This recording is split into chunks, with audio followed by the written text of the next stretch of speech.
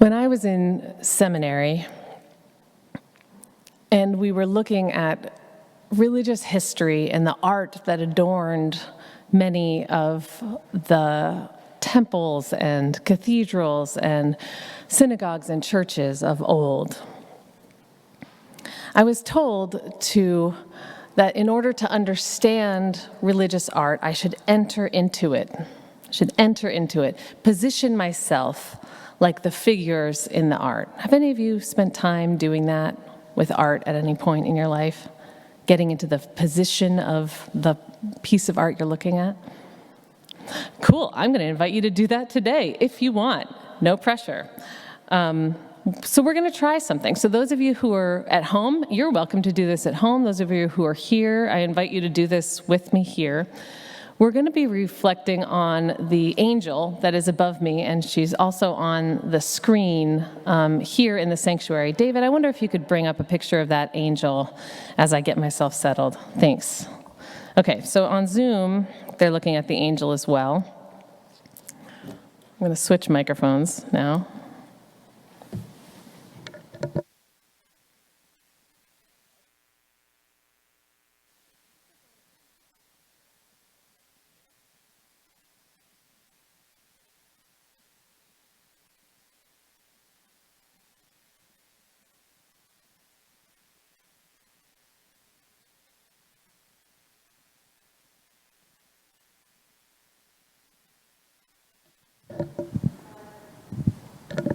Got it. Okay. All right. So this angel that's above me or on your screen on Zoom, she says, "Blessed are the pure in heart, for they shall see God." And she is a Tiffany stained glass window. She was put up here originally in 1889, I believe. Yes. And so I want to just invite you to take a look at her, and if you're at home, I invite you to enter into the same position that she is in, the way I'm doing. And if you're here, you're welcome to do that too. Again, no pressure at all. If I were you in worship, I would totally not do this, so no pressure for you to join me. But I'm going to try it as your preacher. So this angel is taking a knee, or you might call her genuflecting. It's kneeling on one knee. So she's kneeling down with her right knee up.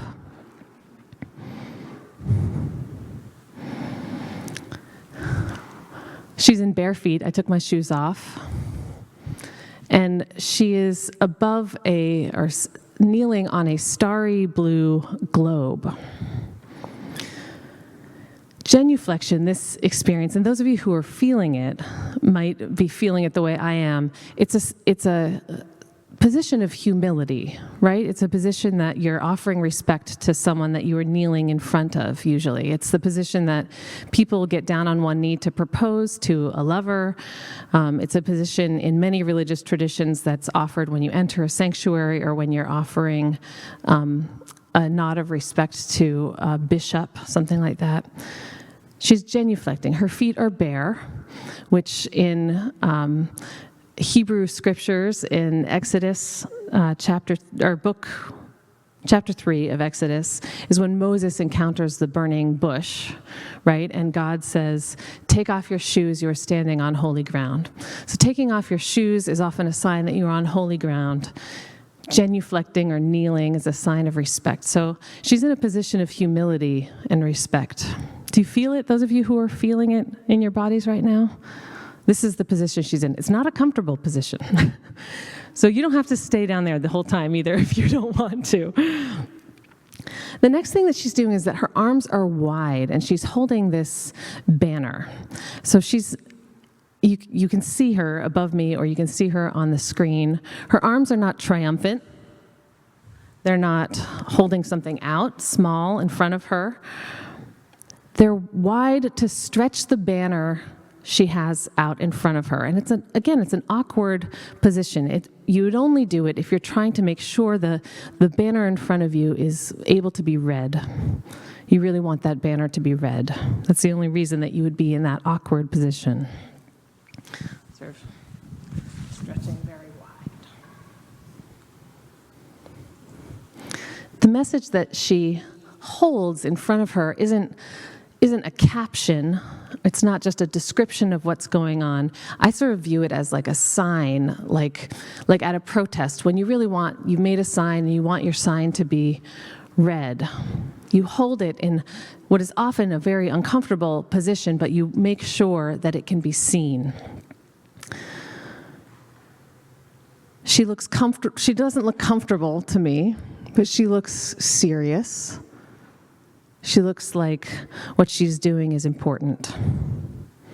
And to me, it calls to mind those parts of stories or of TV shows where someone comes in to deliver a message to the king. You know, they sort of go down like this, or to the queen, and then they deliver some sort of message. It's this respect, holy ground, importance of the message to be delivered to whoever is in front of her.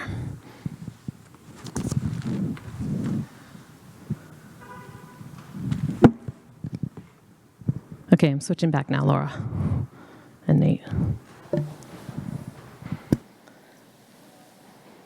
So those of you who did that, how did it feel? Awkward. Yeah, uncomfortable. People on Zoom, how did it feel for you? Is anyone a little bit sore now? I'm a little bit sore. I get wobbly when I'm down on one knee. Vulnerable. Mm-hmm. Yeah. The one other thing that I really notice, especially now in this stained glass image, is that she's surrounded by the term, I believe, in art history is putti. Yeah, and saying yes, which is another word basically for cherub. And I'm looking at Jacob too. We have a number of like professional artists here in the room. Putti, which is usually a chubby, naked male child who often has wings, right? So there's 12 chubby, naked male children. And I am someone who spends a lot of time with a chubby, naked male child.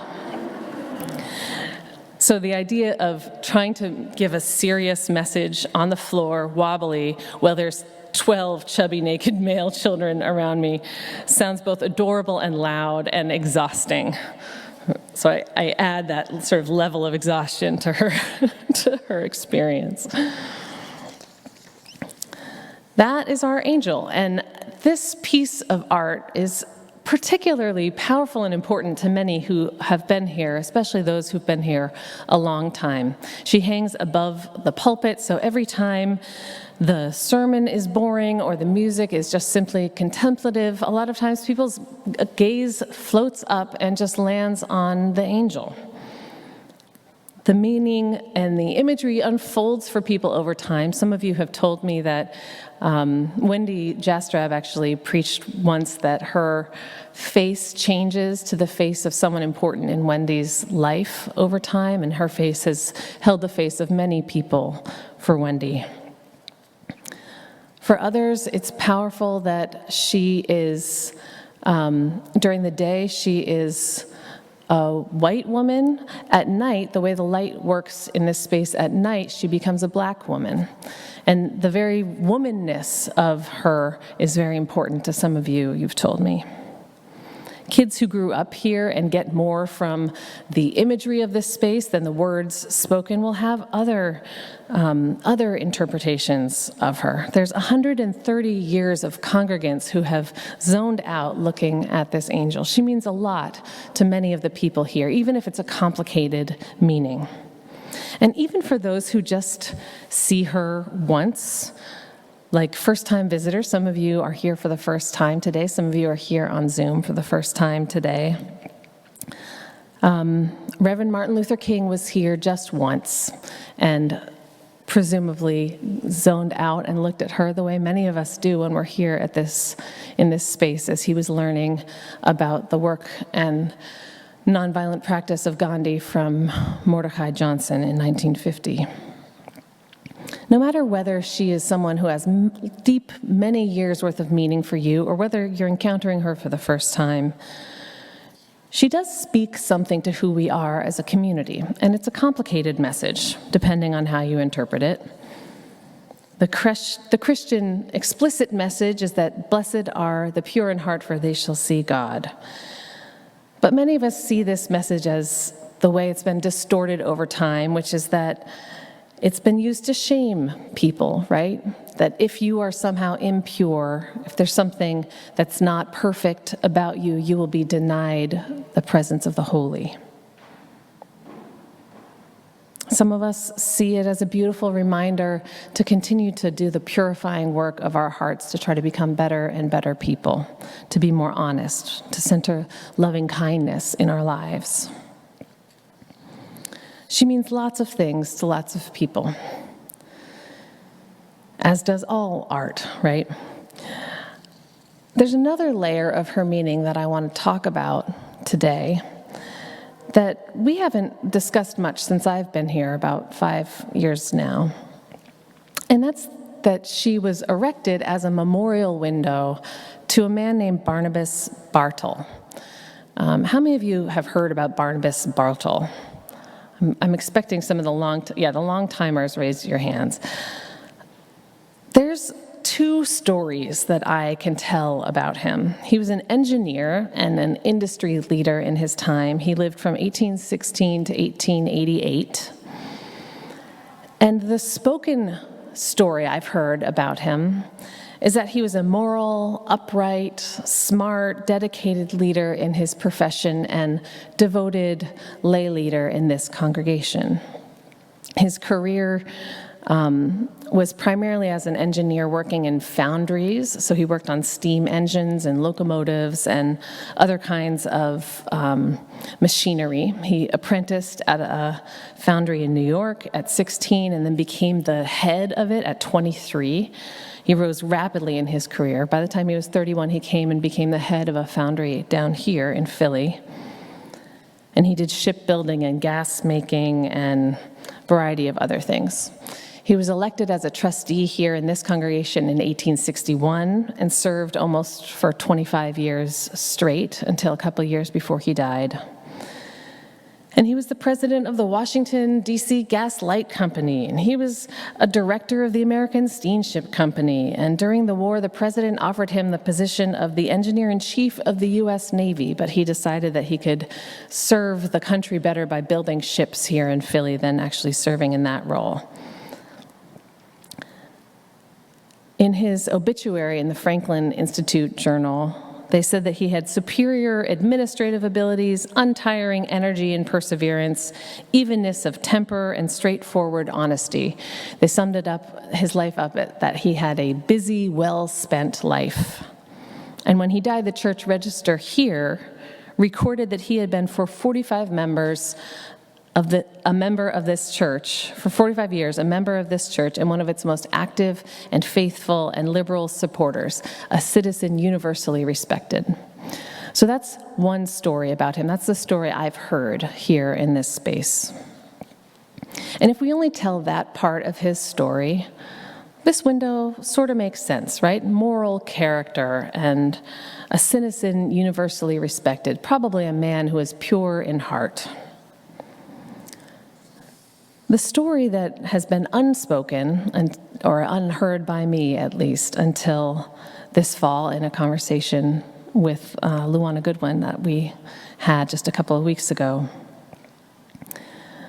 I learned that he was a wealthy businessman who made some significant portion of his fortune on the backs of slaves in the sugar industry in the 1800s. He first went to Cuba to erect sugar machinery in 1838.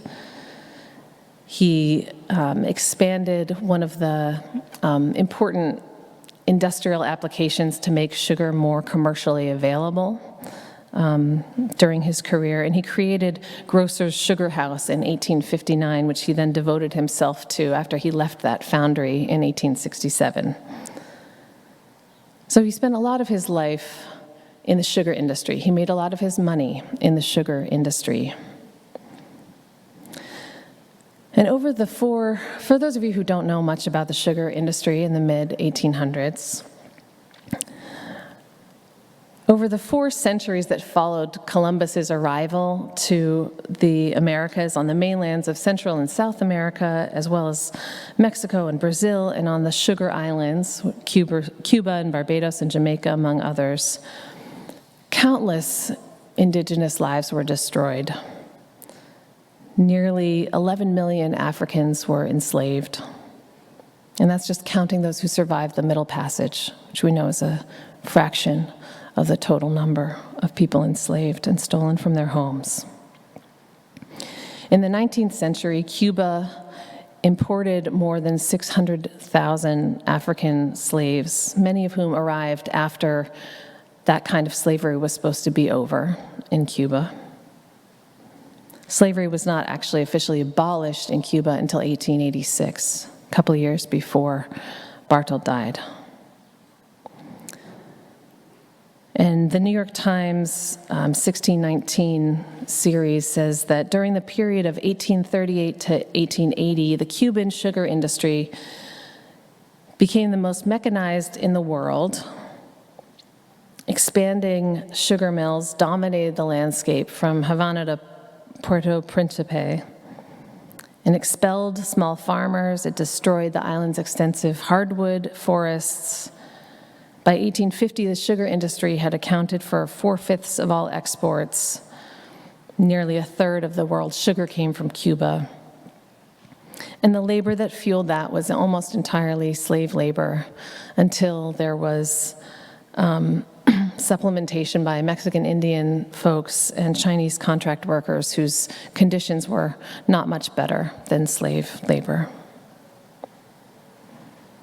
This is where a lot of his money came from. And when he died and the memorial window was erected by his wife and his children, that's the money that paid for that window.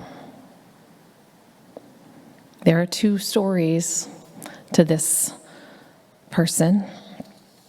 And if we tell them both, the meaning becomes much more complex, because his story sounds very far from a person pure in heart, right?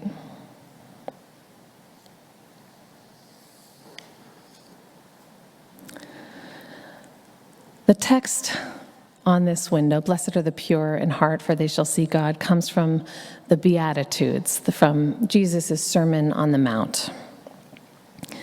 And the first part of the Beatitudes was pretty radical, actually. It was devoted to honoring the holiness of people who were considered unholy in Jesus' time. So when Jesus said, "Blessed are the poor in spirit, for theirs is the kingdom of heaven," during his time, most of society and even most religions said that the poor and the meek were cursed or unworthy, that they were responsible for their own suffering. And so when in his sermon he said that they were blessed, he awakened the people to the holiness that was already there in those people, but that had been shut down by the rest of society. He wasn't saying it is most holy to be poor, or that we should keep people poor, and that's why they're holy. But he was saying that the poor who others say are not holy, in fact, are holy too. When he said, "Blessed are those who mourn, for they will be comforted," similar. He said that those who mourn, which is often widows and orphans, those who were on the farthest outreaches of society at that time, were cast out, were left to fend for themselves. And Jesus was saying, no, they are blessed as well. Blessed are those who mourn. They are holy. And then there's "Blessed are the pure in heart, for they shall see God." When I was younger, I felt like this scripture was just saying that only those who are perfectly good get access to the holy, right? That only the people who are pure get to go into heaven. And that without complete innocence, I would be shut off from God. Not that I believed in God anyway when I was a kid. It felt like a heavenly entrance exam that I and everyone I know would fail. And it felt very judgmental and shaming and self-righteous. But I've since learned that the original Greek word in the scripture that's been translated to pure, which is katharos, is more commonly used to mean clean or clear, like cathartic or catharsis, katharos. And the word translated in English as heart, cardia, also means inner life or center. Biblical scholars would probably say that pure in heart means something closer to an inner life of integrity than an innocent or faultless heart. Pure in heart means something closer to an inner life of integrity than a perfect heart or a spotless conscience. Each of us know that nothing is pure in life, right? Being human inherently means being broken and beautiful, messy and whole. And that's true of each of us. It's true of each of our families, each of our communities. It's true of this place. It was very clearly true of Barnabas Bartle. So what if saying pure in heart is simply the action of doing your heart work? What if the people who are pure in heart were just the people who are working on their own hearts, working on their own inner lives of integrity? Not those who were perfect, but those who were trying to be honest and trying to be integritous. I don't know if Barnabas Bartle was that kind of a person. If he was, I would say he was probably too little, too late, because I'm pretty sure he was involved in the sugar industry for most of his professional life. And I would think that if he had an inner life of integrity, he would have left it sooner. I can't imagine that he saw enslaved people as holy, because if he did, I think he would have had to change his career. But I also don't believe a man like him or any person would be condemned to hell for their life choices. And I don't believe that we need to hold him up as a beacon of inspiration. Enter into the art to understand it, I was told.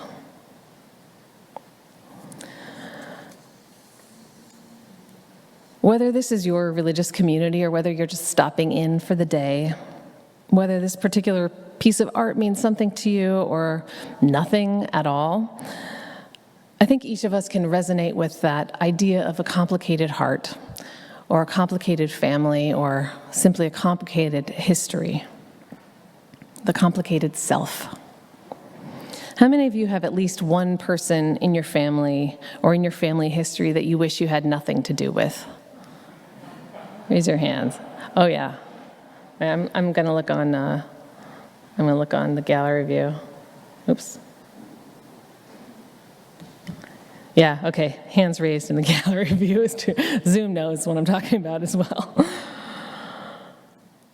Many of us wrestle daily, sometimes even hourly, with those parts of ourselves that we wish we had nothing to do with, right?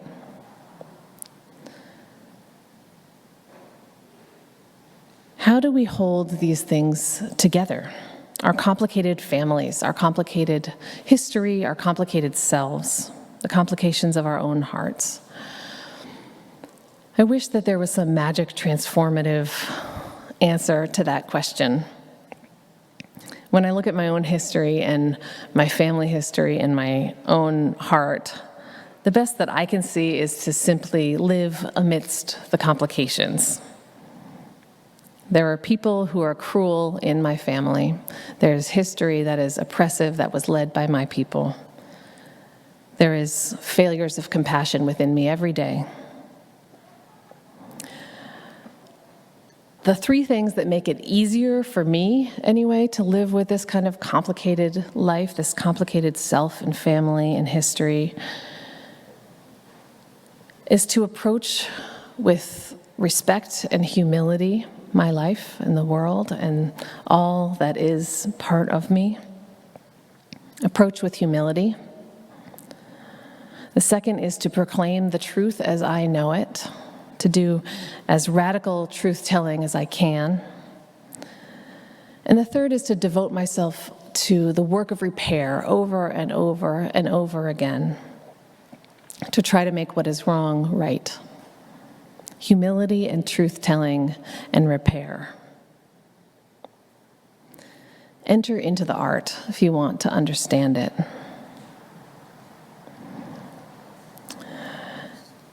As we go forth today, and as this congregation goes forth in its 225th year of existence, we have work to do around humility, and we have work to do around truth-telling, and we have work to do around repair.